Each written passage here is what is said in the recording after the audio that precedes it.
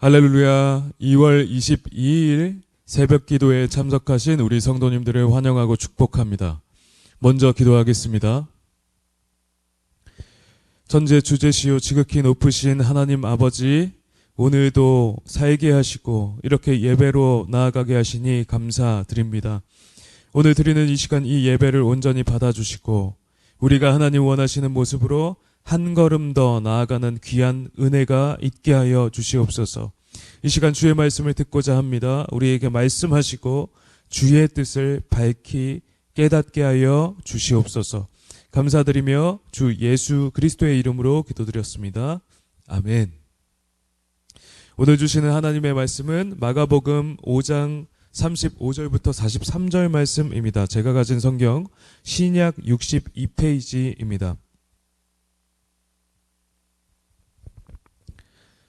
제가 봉독하겠습니다.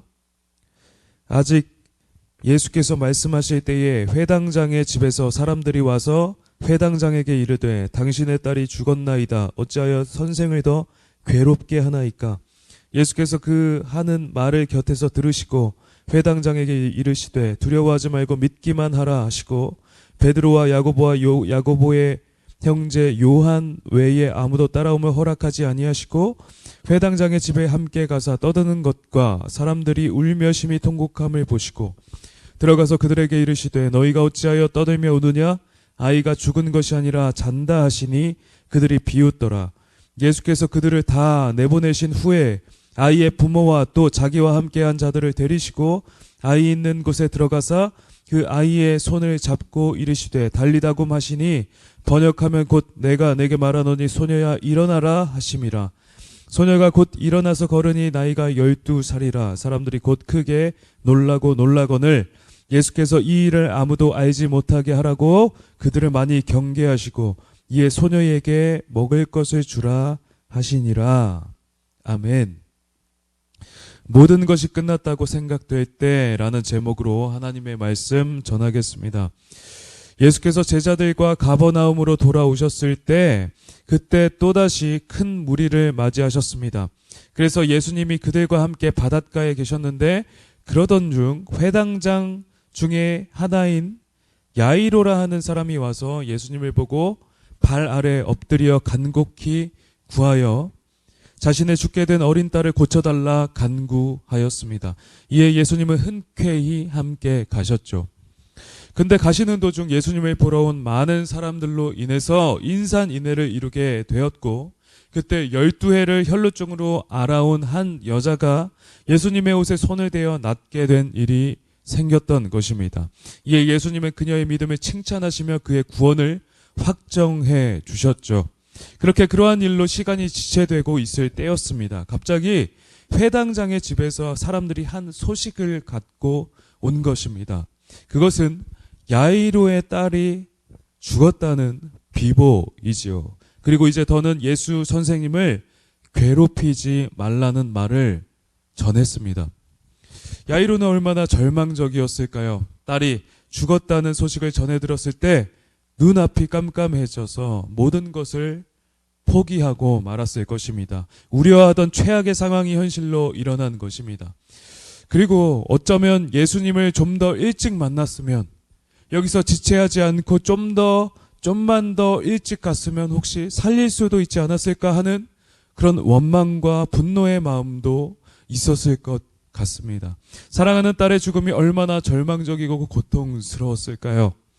슬픔에 삼켜진 가운데 모든 것을 포기하는 마음으로 가득했을 것입니다.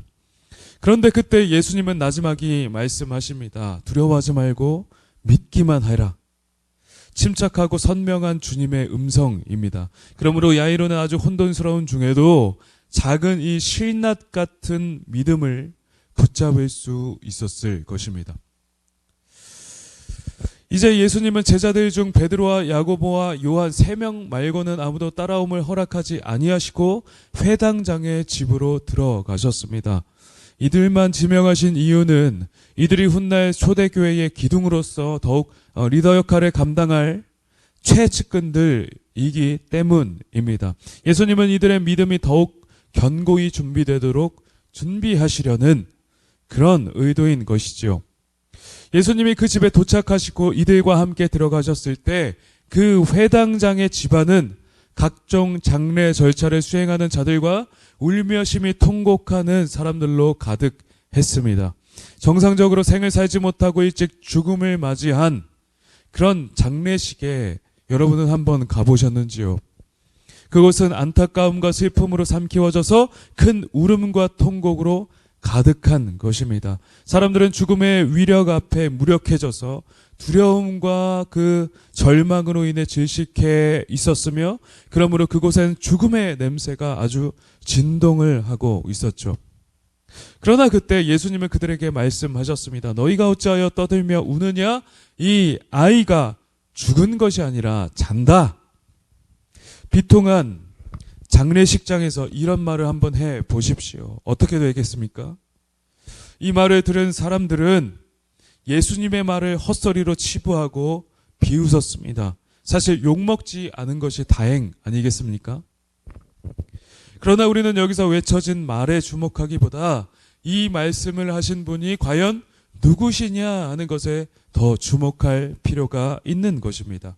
일반 사람이 이런 말을 했다면 다름 아닌 헛소리가 되었겠고, 그것은 비난받아 마땅한 일이 되었겠지만, 이 말을 하신 분은 다름 아닌 하나님의 아들이셨죠. 천지의 주제이신 하나님의 아들이셨습니다.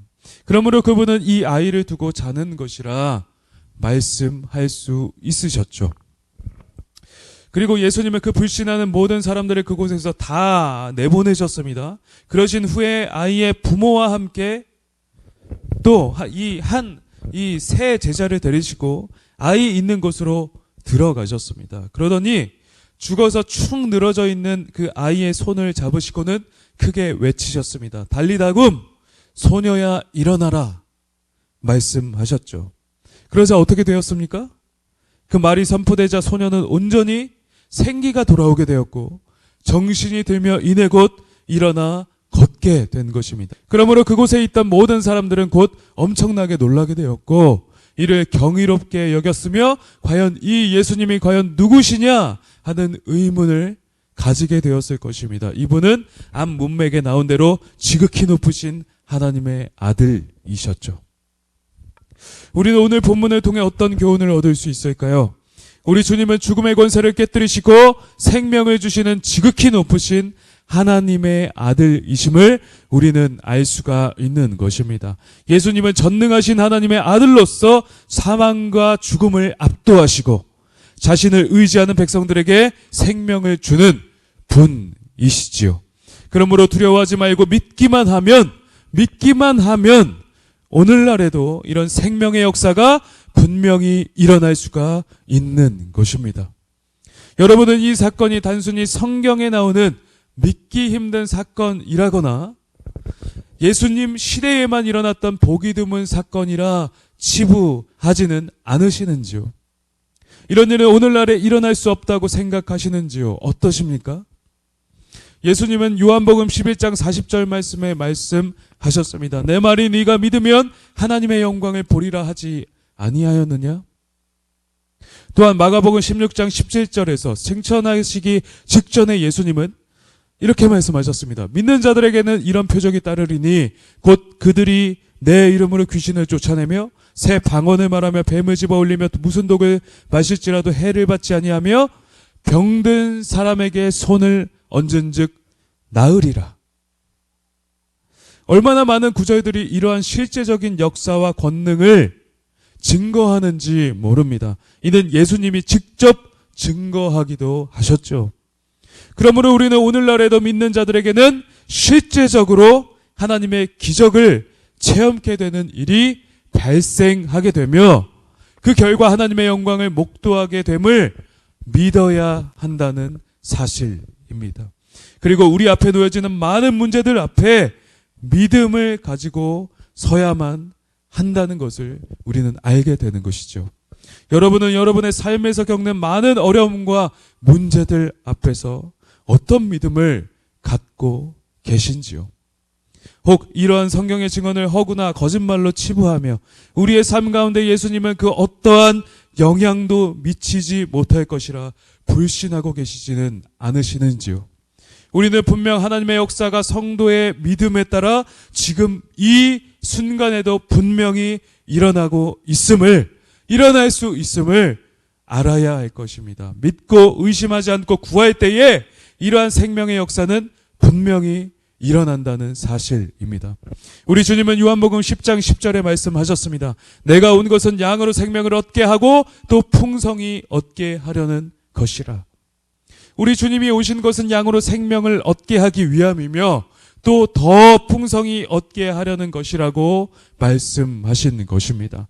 그러므로 우리는 이 말씀을 신뢰하며 우리에게 더 풍성한 생명을 주시도록 간구드려야 하는 것입니다. 우리 주님을 믿고 간구하며 우리의 모든 슬픔과 아픔과 절망적인 상황을 주께 올려드리고 맡기는 여러분 되시기를 우리 주님의 이름으로 축원드립니다. 우리 주님은 우리가 다 끝났다고 결론 짓는 그 순간에도 상황을 바꿀 수 있는 분이십니다. 우리 주님은 천지의 창조주이시며 만물의 조성자이시기 때문입니다. 그러므로 우리 주님은 모든 게 종료된 것 같은 상황 중에서도 역전을 행하시며 불가능을 가능케 하시는 분이시라는 사실을 여러분들은 분명히 아시기를 축원드립니다. 지금 현재 여러분들에게 있어서 완전히 죽은 것 같은 그런 상황은 어떤 것이 있으신지요? 완전히 끝났다고 여겨지는 문제는 어떤 문제이십니까? 그렇다면 여러분은 오늘 말씀에 따라서 그 상황과 여건을 주님께 온전히 믿음으로 맡겨 드리십시오. 그리고 잠잠히 신뢰하며 기다리십시오. 우리가 그렇게 굳건한 믿음으로 한결같이 일관할 때 우리 주님은 반드시 우리 가운데 역사하시며 하나님의 영광을 우리 가운데 나타내 보이실 것입니다. 지극히 높으신 하나님의 영광을 드러낼 것입니다. 그 모든 일을 주께 맡겨드림으로 문제를 해결받고 생명의 주님을 체험하고 또 간증하는 우리 모든 여러분들 다 되시기를 우리 구주 예수 그리스도의 이름으로 축원드립니다. 아멘. 우리 이 시간 함께 말씀을 생각하며 기도하도록 하겠습니다. 하나님, 모든 것이 끝났다고 생각되는 우리의 모든 상황 가운데서도 모든 어려운 여건 속에서도 우리 주님 한 분 신뢰하고 믿게 하여 주시옵소서. 끝까지 주님만 붙들고 믿게 하여 주시옵소서. 그럼으로써 주님의 일하심과 기적을 목도하며 하나님의 영광을 보게 하여 주시옵소서. 우리 이 시간 그렇게 기도하도록 하겠습니다.